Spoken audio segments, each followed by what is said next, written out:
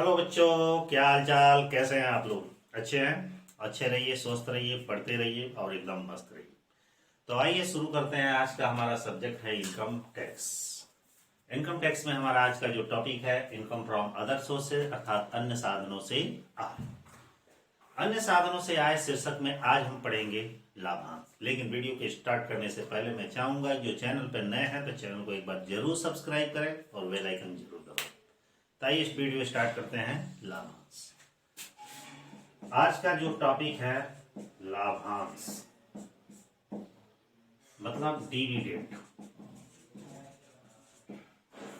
लाभांश क्या होता है अर्थात डिविडेंड क्या होता है, सबसे पहले इसे बारे में जानिए। वैसे लाभांश से जो इनकम होती है तो वो अदर सोर्सेस में कर योग्य होती है, क्योंकि आय के आपको 5 स्रोत या शीर्षक बताए गए हैं। वो 5 शीर्षकों में से शुरू के जो 4 शीर्षक है उसमें डिविडेंड कर योग्य नहीं होती है, टैक्सेबल नहीं होती है, लेकिन यह डिविडेंड अदर सोर्सेस में कर योग्य होती है। लेकिन इससे पहले जानेंगे कि लाभांश होता क्या है। देखते होंगे कि जब कोई कंपनी शेयर जारी करती है, अब प्रश्न यह है कि शेयर जारी क्यों करती है। जब उसे पैसे की आवश्यकता होती है तो वह जनता में शेयर इशू करती है, मतलब अंशों का निर्गमन करती है। जनता अर्थात पब्लिक शेयरों को क्रय करते हैं और शेयरों को क्रय करने के बाद से जनता शेयर खरीद लेती है और पैसा कंपनी के पास जाता है और उस पैसे से वो कंपनी कारोबार करती है। जब कंपनी कारोबार करेगी तो जिस हिसाब से वो प्रॉफिट कमाएगी उसी हिसाब से कुछ शेयर के हिसाब से जो भी पैसा होगा वो अपने लाभ का एक हिस्सा किसको दे देगी, शेयर धारकों को दे देगी। अर्थात लाभांश का मतलब होता है लाभ का हिस्सा या भाग या अंश। कंपनी को जो लाभ होता है उसका एक पार्ट, एक भाग, एक हिस्सा जब अपने अंशधारियों के मध्य वितरित करती है, बांटती है, देती है तो उसे लाभांश कहा जाता है। ठीक है, लाभांश क्या होता है? लाभांश जो कंपनी का लाभ होता है उस लाभ का एक भाग होता है, अर्थात एक हिस्सा होता है। ठीक है, लाभ का क्या होता है? एक पार्ट या हिस्सा होता है। प्रश्न ये उठता है कि यह लाभ का भाग या हिस्सा जो होता है, अर्थात जो भी शेयर होल्डर होते हैं उनको जो लाभांश मिलता है वो अदर सोर्सेस में कर योग्य होता है। इसमें आयकर अधिनियम की धारा 222 के अंतर्गत माने गए लाभांश को शामिल नहीं किया गया। अब प्रश्न ये उठता है कि ये लाभांश होते कितने टाइप्स के हैं। ठीक ना, इनकम टैक्स के अनुसार लाभांश को 3 रूपों में बांटा गया है। डिविडेंड को जो कितने रूप हैं? 3 रूपों में इसे बांटा गया है। अब पहला इसका जो रूप है फर्स्ट, उसको कहा जाता है भारतीय कंपनी से प्राप्त लाभांश या घरेलू कंपनी से प्राप्त लाभांश। घरेलू या इसी को भारतीय कंपनी से प्राप्त लाभांश कहा जाता है। ठीक है, और सेकंड जो हमारा होता है, पहले इसे जानने से पहले ये जान लीजिए कि घरेलू कंपनी या भारतीय कंपनी से जो लाभांश प्राप्त होता है वो पूर्णतः कर मुक्त होता है। चूंकि अदर सोर्सेस में दिखाया तो जाता है मगर उस पर टैक्स नहीं लगाया जाता, अर्थात एग्जम्प्ट होता है। दूसरा है किसी भारतीय ट्रस्ट से प्राप्त लाभांश। किसी भारतीय ट्रस्ट से लाभांश मतलब भारत का कोई भी ट्रस्टेबल या चैरिटेबल संस्था है उससे भी जो डिविडेंड प्राप्त होता है वो भी मूलतः क्या होता है? कर मुक्त होता है। तीसरा इसमें है विदेशी कंपनी से प्राप्त लाभांश।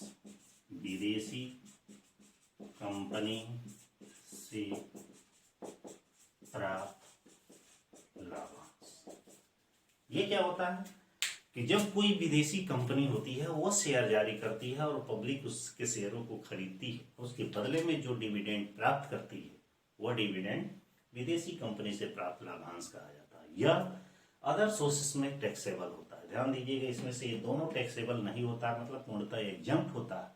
जाता तो तीनों ही अदर सोर्सेस में है, लेकिन ये दोनों एग्जम्प्ट होता है और ये पूर्णतः कर योग्य होता है।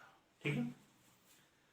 एक चीज और है कि इसमें भी डिविडेंड के संबंध में कुछ महत्वपूर्ण बातें दी गई, मतलब आयकर लगाने के संबंध में लाभांश की कुछ महत्वपूर्ण बातें हैं जिसको ध्यान में रखना आवश्यक होता है। वो कौन कौन से महत्वपूर्ण बातें हैं, यहाँ देखिए। लाभांश के संबंध में महत्वपूर्ण बातें, लाभांश के संबंध में महत्वपूर्ण बातें। ठीक है, कि लाभांश के संबंध में महत्वपूर्ण बातें कौन कौन सी हैं। पहला, लाभांश जो होता है वो सदैव अंशों के अंकित मूल्य पर दिया जाता है। हमेशा ध्यान दीजिएगा कि उसकी जो फेस वैल्यू होती है डिविडेंड हमेशा उसी पर दिया जाता है। ठीक है, क्या होता है, लाभांश सदैव अंशों के अंकित मूल्य पर दिया जाता है। ठीक है। दूसरा इसमें पॉइंट होता है कि लाभांश पर आयकर का भुगतान किया जाता है, मतलब डिविडेंड जो होती है, डिविडेंड हमारी इनकम है, इस पर टैक्स लगाया जाता है। सेकंड पॉइंट क्या है, लाभांश पर आयकर का भुगतान किया जाता है। ठीक है, एक सेकंड।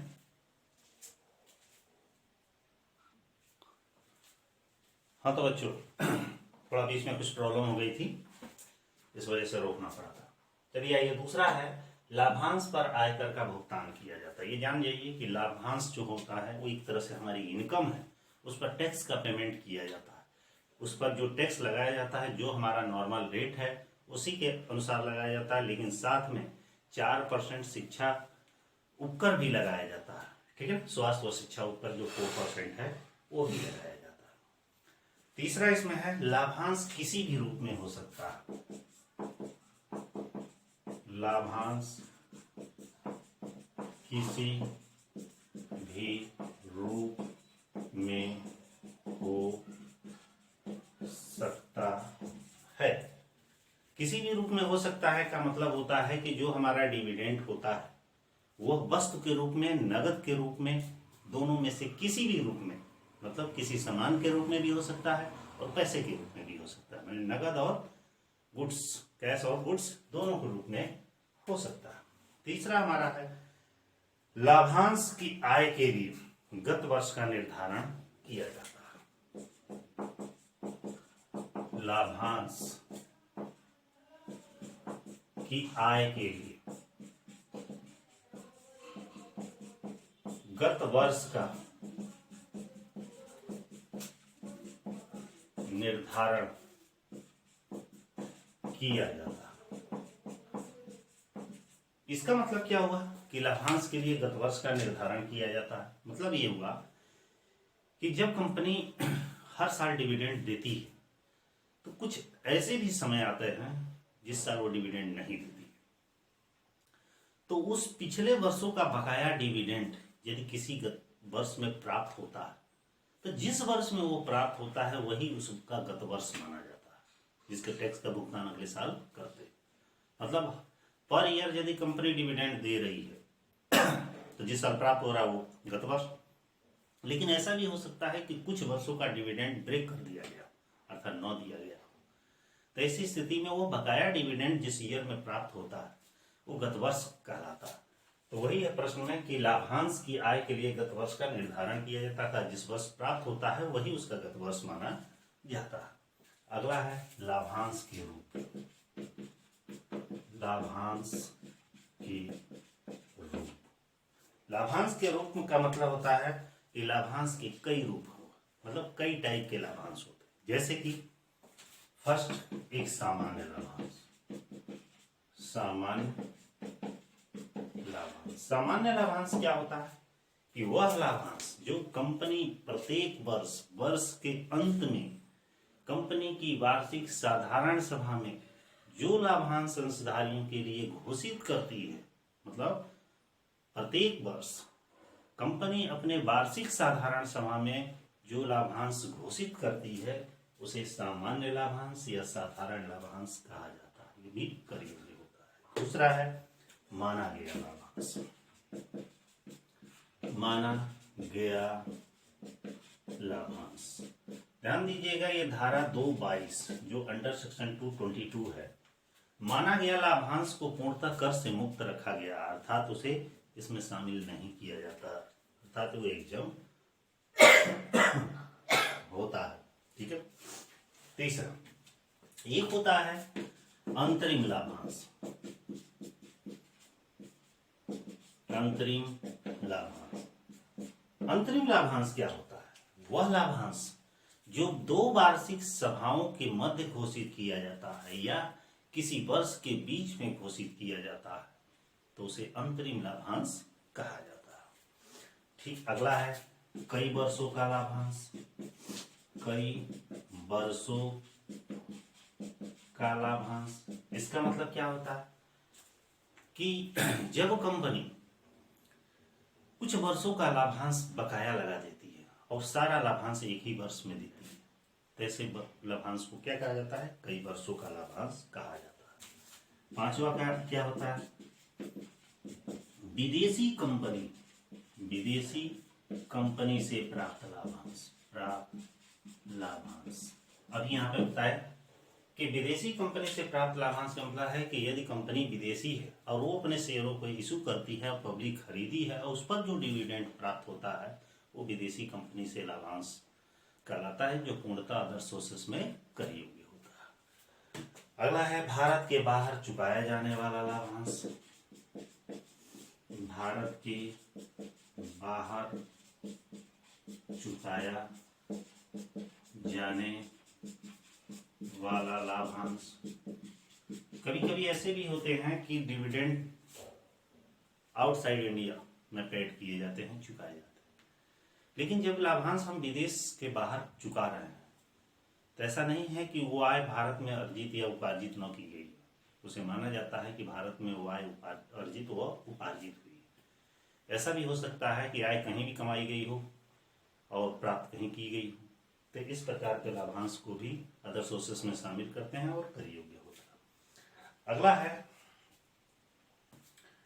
कि धारा 115 BBDA, साथ लास्ट है धारा 115 BBDA के अंतर्गत लाभांश